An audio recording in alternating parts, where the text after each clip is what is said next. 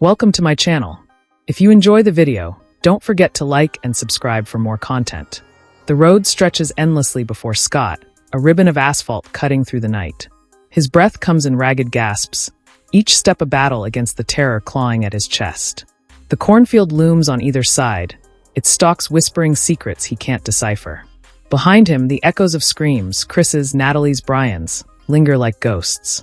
Ahead, a car's headlights pierce the darkness, slowing near the wrecked SUV. Scott's voice catches in his throat, a silent scream as a figure steps out, oblivious to the scarecrow stirring in the corn. He wants to warn them, to shout, but his body betrays him, rooted to the spot.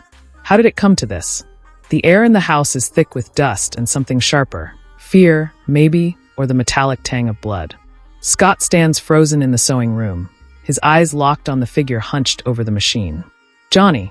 It's Johnny, but not the Johnny who was laughing about summer plans hours ago. His fingers, pierced with nails, move with eerie precision, stitching a burlap mask. Blood drips onto the fabric, soaking it dark. Scott's stomach churns. Brian's hand grips his shoulder, pulling him back, but the image burns into Scott's mind. Johnny's hollow eyes, his face a mask of torment. "Let's go," Brian whispers, his voice tight. Scott nods, but his legs feel like lead. They stumble downstairs, the house creaking around them, as if it's alive and watching. Outside, the cornfield waits, a maze of shadows under the fading sun. Scott's mind races back to earlier that day, trying to piece together how their carefree road trip turned into this nightmare. The black SUV hummed along the private road, tires crunching gravel. Chris drove, his hands steady on the wheel, while Johnny rode shotgun, gesturing wildly as he talked about their summer plans. Beaches, bonfires, maybe a music festival. In the back, Scott dozed, lulled by the motion, alongside Brian and Natalie, their heads lolling against the seats. A crow perched on a faded sign reading Private Road, its beady eyes tracking the vehicle. Scott stirred briefly, catching a glimpse of the bird before drifting off again. Then chaos. A flock of crows slammed into the windshield, black feathers exploding across the glass. Chris swore, yanking the wheel. The SUV lurched, tires screeching, and plunged into the cornfield. Stalks snapped under the vehicle's weight, the world tilting wildly. Scott jolted awake, heart pounding, as the car shuddered to a stop. Natalie gasped, clutching her seatbelt. Brian rubbed his eyes, disoriented. "Everyone okay?" Chris called, his voice shaky. "Where's Johnny?" Natalie's question cut through the haze. The front passenger seat was empty, the door ajar. Johnny was gone. They spilled out of the SUV, calling his name. The cornfield swallowed their voices, offering only rustling stalks in reply. Scott fumbled with his phone, no signal. Brian squinted at the field, spotting a gap in the corn. "He might have gone that way," he said, pointing. Scott nodded, but doubt gnawed at him. Something felt wrong, like the air itself was holding its breath. Brian suggested heading back to the gas station they'd passed earlier, but Scott's gaze caught on a distant shape through the corn. A house, its silhouette stark against the sky. "What if he went there?" Scott said, his voice quieter than he intended. Brian hesitated, then agreed. They'd check the house. Chris and Natalie stayed with the SUV, digging out snacks from their bags, while Scott and Brian ventured into the corn. The corn closed around Scott and Brian, stalks brushing their arms like eager fingers. Scott's breath came harder. He wasn't built for long walks, not like Brian, who moved with purpose. They talked to fill the silence, about Johnny, about the crash, but Scott sensed Brian's growing unease. "You think we're going the right way?" Brian asked, glancing back. Scott didn't answer, his eyes catching on an old mailbox, rusted and leaning. Nearby, an abandoned car sat half-swallowed by the corn, its windows clouded with grime. Brian poked at it, curious, while Scott wandered ahead. His foot caught on something, flattened corn, a dark shape sprawled within. A dead animal, maybe. The stench hit him, sour and wrong. "Brian!" Scott called, his voice sharp. Brian jogged over as Scott pointed to a scarecrow lashed to a wooden post. It sagged, burlap face stained and tattered. "Smells like death," Scott muttered, climbing the post for a better view. From above, he saw the house clearer now, a light flickering on in an upstairs window. Hope flared, then dimmed. Something about that light felt off. Back at the SUV, Chris rummaged for a flashlight, his movements tense. Natalie popped a couple of pills, her anxiety meds, Scott figured, and wandered toward a sign half hidden in the corn. She read it, frowning, when a rustle made her freeze. A boy's face peered from the stalks, pale and fleeting. "Hey!" she called, but he bolted, vanishing into the green. Her heart raced, a mix of fear and need to help him. Brian and Scott reached the house as the sun dipped low, painting the sky bruised purple. The place looked abandoned, windows grimy, porch sagging. Brian knocked, the sound echoing. No answer, but the door creaked open, inviting them in. They stepped inside, the air heavy with neglect. Papers littered the floor, furniture overturned. A noise, faint rhythmic, came from upstairs. "Johnny!" Brian called, his voice swallowed by the house. They climbed the stairs, each step groaning. At the top, Brian pushed open a door, and Scott's breath caught. The room was a slaughterhouse, walls splattered with blood. In the corner, Johnny sat at a sewing machine, his hands mangled, nails driven through his fingers. He stitched a burlap mask, his movements mechanical, eyes vacant. Scott wanted to scream, to run, but he couldn't move. Johnny lifted the mask, then slumped forward, the light in the room dying with him. Back in the corn, Natalie couldn't shake the image of the boy. She walked the road's edge, calling softly, hoping he'd reappear. The corn whispered, and she shivered, feeling watched. Near a ditch, she stumbled on a fallen scarecrow, its burlap face crumpled. Kneeling, she froze. Human teeth gleamed in its mouth, jagged and wrong. A scream tore from her throat. Chris sprinted to her, flashlight bobbing. "Natalie, what's wrong?" She pointed, trembling, unable to speak. Chris examined the scarecrow, his face grim. "We need to find Brian," Natalie said, her voice breaking. Chris nodded, grabbing the flashlight, and they plunged into the corn together, chasing the path to the house. Night fell, heavy and absolute. Scott lingered outside the house, the cornfields rustle like a heartbeat. Inside, Brian and Chris had heard Natalie's scream and raced toward it. Chris reached her first, spotting her near the mailbox, blood trickling from gashes on her arms. She gasped, eyes wide, before something yanked her into the corn.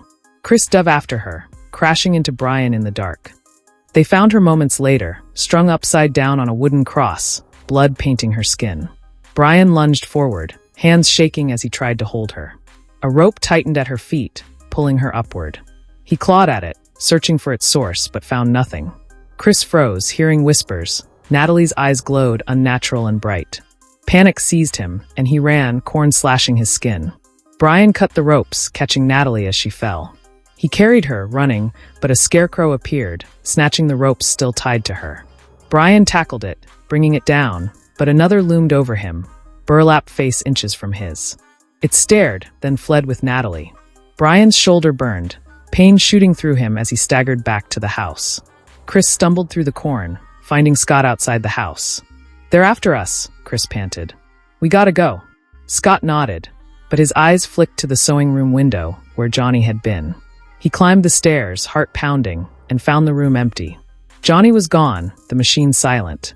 Downstairs, Chris paced, muttering about the corn trapping them. Brian burst in, face twisted with anger. "You left her," he shouted at Chris. Scott stepped between them, his voice calm but firm. "We'll find her. Let's move." Brian grabbed a flashlight, and he and Scott headed outside, checking abandoned cars for a way out.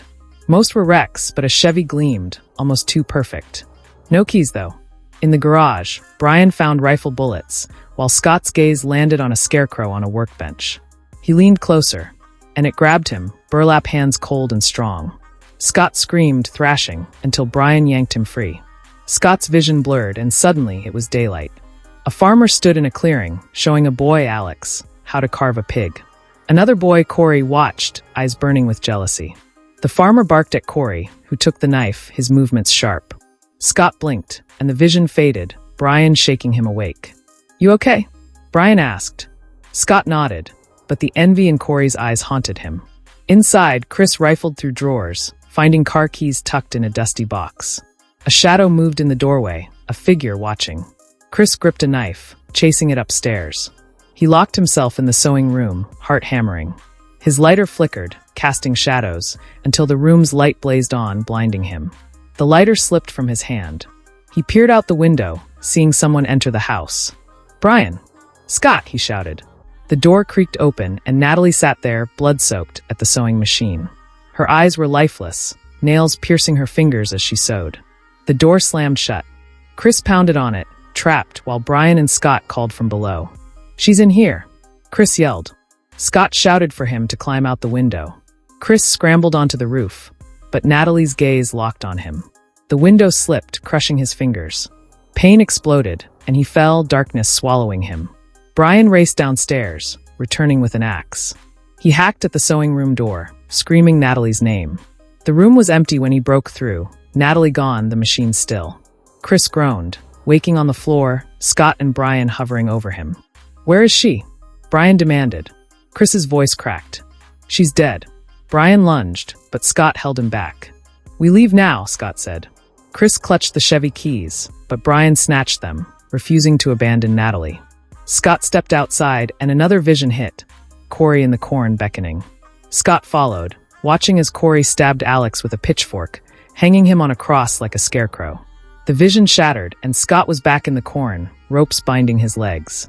A scarecrow loomed, nails scraping his face, until Brian's axe sent it sprawling. Chris bandaged his hand, wincing, while Brian and Scott searched the basement. Scott's visions grew worse, a creature lunging, all teeth and claws. Brian found a corpse clutching a rifle and took it, his face set. Outside, Chris wired the Chevy, engine roaring to life. He drove into the corn, heart pounding, until he hit a cross, the car stalling. A scarecrow sprawled on the hood, another shattering the passenger window. Chris kicked one away, but the hood scarecrow smashed through the windshield. He tore off its mask, Johnny's face lifeless. Brian arrived, pulling Chris free. Brian aimed the rifle at the second scarecrow, hesitating. "Natalie," he whispered. It lunged, and they wrestled, Brian's shoulder screaming. Scott's vision flared again, Corey crafting a mask, hanging Alex in the corn. Back in the present, Scott and Chris regrouped outside. Scott wondered aloud why the scarecrows hadn't attacked earlier. "Maybe, when one's being made, the others wait," he said, voice hollow. Brian staggered in, zombified, heading for the sewing room. Chris's jaw set. "This ends now." Scott fetched fuel from the garage, while Chris crawled under the sewing machine for his lighter. Brian paused, staring, then resumed sewing. Chris grabbed the lighter and ran. Outside, he and Scott doused the corn with fuel, running toward the road. A scarecrow lunged. Chris found a shotgun, firing wildly. At the mailbox, the scarecrows stopped, silent. Brian emerged, mask half sewn. Chris raised the shotgun, but Brian tackled him, driving him onto a stake. Blood bloomed, and Brian attacked again. Chris ripped off Brian's mask, and he collapsed empty. Scott ran, fuel trailing, but the lighter failed. A scarecrow bound him, dragging him back. Chris, dying, grabbed it, screaming for Scott to run. The scarecrow's pitchfork ended Chris's fight. Scott reached the road, lungs burning. A car approached, a couple stepping out to check the SUV. Scott tried to shout, but his voice was gone. A scarecrow rose between them, silent. The man saw Scott, starting toward him, unaware of the danger. Scott's heart sank, knowing he couldn't save them, just as he couldn't save his friends. The cornfield watched, hungry for more. Thank you for watching.